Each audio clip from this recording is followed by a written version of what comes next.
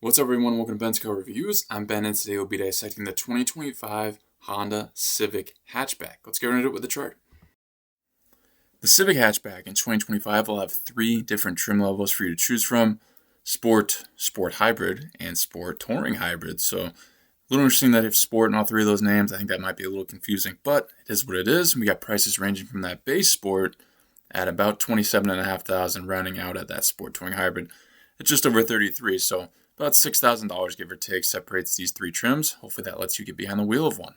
Engine options, what do we got? The Sport being the only 9 hybrid, just a 2-liter 4-cylinder, 150 horsepower, 133 pound-feet of torque. Definitely nothing crazy there.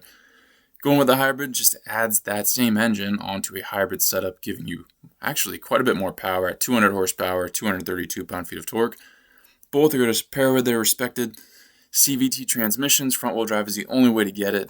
And looking at MPGs, the gas version actually still does quite well at 30 and 38, but the hybrid's the best at 50 and 45. Real quick, guys, here Ben's Car Reviews. There's no fluff. Keep it under 10 minutes. If that's something that's intriguing to you and you like this content as you watch, please like and subscribe. I'll keep growing the channel. Let's keep going. I think this current gen Civic is actually a very good looking model. I always find myself watching them go by. We all know the Civic has been a staple for like an eternity. But does it offer enough for the money in 2025? Let's get into it and start on the exterior as always. Super aggressive and sleek headlight design here. That's probably one of the things that draws me to it the most when I initially see it. They are powered by standard auto on-off LED bulbs. LED brake lights and taillights will be standard also. The overall front end look, I'd say, is definitely commanding for what this vehicle is. It's just a small sedan, but it looks aggressive.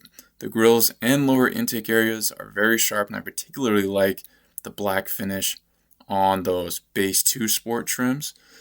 The Sport trims overall, aside from the top trim, Sport Touring Hybrid, are offering those black accents. With the black wheels, I think that is a very solid look. There will be standard body-colored door handles on these.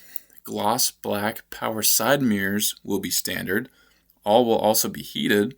The top trim will even add in an LED turn signal. The top trim will have rain-sensing wipers. If you have experience with these, definitely let me know in the comments. I'd love to know how well they work. You're going to get a rear wiper on these with a washer. That's a nice touch. Definitely want to point that out. Nothing too exciting on the wheels, but definitely solid designs and a finish. They will all be 18 inches. They will all be alloys. All-season tires will wrap all of the trims. Only the Sport will have a spare tire standard. Sorry, hybrid owners, but hybrid guys, you will get a tire repair kit, but definitely not as nice as a spare. The Sport will have standard paddle shifters. The hybrid trims will have deceleration selectors. Definitely doesn't sound as fun. All trims will have Eco Assist and Hill Start Assist. Standard drive modes will consist of Economy, Normal, and Sport. The top 2 trims add in individual mode as well. The hatchback measures in at 179 inches long, 55.7 inches tall, 70.9 inches wide, weighs at most 3,289 pounds on that top trim. When comparing this to the regular Civic, it's extremely similar. You have one more non-hybrid trim option in that regular lineup, but powertrains for gas models versus hybrids are the same, as well as the rest of that chart information. The difference of going with this would be that hatchback roofline. You are getting a different style, and that roofline, being the hatchback, gives you that different side profile, plus the benefits of some more cargo room, cargo volume inside the car. In terms of a best bang for your buck in this lineup, I think I'm choosing the Sport Hybrid for a couple reasons. You'll find that aesthetically, they're virtually the same, the Sport and the Sport Hybrid, which I prefer that Sport look over that Sport Touring. And for the extra 3,000 over the base, you'll be gaining quite a bit of power there, and enough power to actually make this decently quick. As you'll see in the next section for the interior, most of the best items are saved exclusively for the Sport Touring, so maybe you'll determine an additional 3,000 more is worth it to you. Let's get into it now. Looking at the interior here, I think it's totally adequate for these prices. You can't really expect anything crazy at $30,000 price point. but this design is certainly attractive and gets the job done. Let's see what you'll be getting standard. As far as infotainment goes, you'll find a 7-inch touchscreen standard. If you opt for the Sport Touring, you upgrade to a 9-inch display. Apple CarPlay, Android Auto is standard. Going with that top trim gets you wireless, as well as built-in Google and built-in Alexa.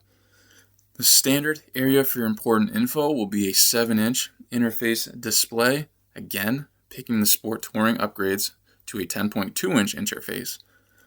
An 8-speaker audio system is standard. The top trim, again, upgrades to a Bose premium sound system with 12 speakers, including a subwoofer. That top trim will land you a wireless charger standard, but all trims will have USB-C ports for some other charging capability. Hybrid trims will have dual zone automatic climate control. The Sport will just be automatic control, which is unfortunate. The Sport will only have cup holders in the front, whereas the hybrid trims have rears also. It's a little bit of a random fact, but probably worth noting. Sport pedals will be standard on all. You'll find a leather-wrapped steering wheel on the top trim, but you will find a leather-wrapped gearshift knob on all of them. The top trim gets an automatic dimming rearview mirror. The hybrid trims both get a one-touch power moonroof. Hybrid trims have a heated front seat, standard, both seats. There is standard manual driver's seat adjustment, but option for the top two trims gets you, but if you option for the top two trims, the hybrid trims, you get driver's seat with 8-way power adjustment, as well as front passenger seat with 4-way power adjustment on the Sport Touring Hybrid. The top trim Touring will also have leather trim seats. As I mentioned before, you've seen the trend. The Sport Touring Hybrid gets everything. Behind the back seat, you'll get an impressive 24.5 cubic feet of cargo volume, and all trims have a 60-40 split fold-down rear seat back. Honda Sensing provides some great standard safety and technology features. Overall, I'm not feeling too disappointed with this option. Clearly, Honda wants you to buy a hybrid trim, and specifically the top trim Sport Touring. However, the base is still not a bad setup. In review, guys, if you're in the market for a hatchback heading into 2025 here, I can certainly see why. They're definitely one of the more affordable vehicles on the market, if I can even say that. $30,000 is not cheap. I'm not saying cheap by any means, but certainly one of the more affordable options. There's some other competition out there. Toyota with the likes of the Corolla hatchback, Mazda 3 hatchback, the Subaru Impreza that can go up against this, and I will have videos for these out. I'll attach them at the end of this. You can check that out. See initially if you like what those charts are offering, and then listen to those key features, see if they're offering more for the money. But obviously Honda here with the Civic. The reputation of Honda, reputation of the Civic are both extremely reputable. When it comes to the hatchback, it's a different look than the regular one. I feel like I'm more drawn to observing a hatchback longer as it goes by. I just think they look really good. And having a vehicle look that good and turn ahead at these price points is just not that common. So there's a lot I like about this. If you choose to go down this route, I think you're going to make a great call and hopefully a great vehicle for a long time. Hopefully this video laid things out and clear a way for you guys. Thank you for watching this Benz car review. Please subscribe if not already. If you have an idea for a future review, drop in the comments. Let's see what I can do. If you'd like to become a member of the channel, I have that option. Check that out. Join if you'd like, and I'll catch you in the next Benz car review.